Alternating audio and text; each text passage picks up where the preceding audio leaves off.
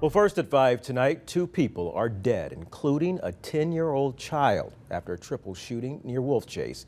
Memphis police say it happened on Dokkum Drive just before 2 this morning. 3 people were shot. When police got there, they say an adult was already dead. The 10-year-old went to Lebanon, but later died there. And another adult is still in the hospital right now.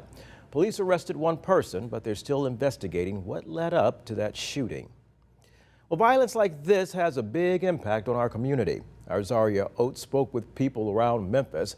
They say with all the recent violent incidents, they're on high alert. But death of a child, that's got some parents even more vigilant. That's right. Many community members told me today that they've been so cautious following the death of the 10-year-old that they won't even let their dogs out of the house without taking their kids with them. I spoke with pediatric surgeon Dr. Reagan Williams at Lebanon earlier today about last night's incident and gun violence when it comes to children. Overnight, we had a devastating trauma came in. That was a gunshot wound. Those unfortunately happen too frequently in our hospital, in our community, and frankly, too frequently to children across the country. Lebanon Children's Hospital treated 135 juvenile patients with gunshot wounds from January to October of 2021. So far this year, they've treated 117 patients.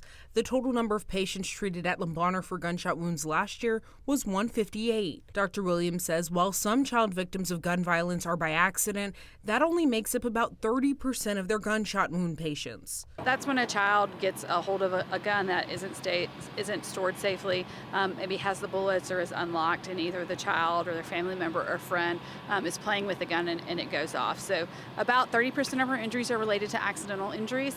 The other 70% are related to community violence. These are most oftenly children that are just caught in the crossfire. So it's adults that have adult conflicts. There may be a child walking by. Oftentimes there's houses that are shot up and the children just happen to be in the house. While there isn't one solution that will fix the issue overnight, Dr. Williams says the number of guns in the community could impact the number of gun violence victims doctors in the area have to treat.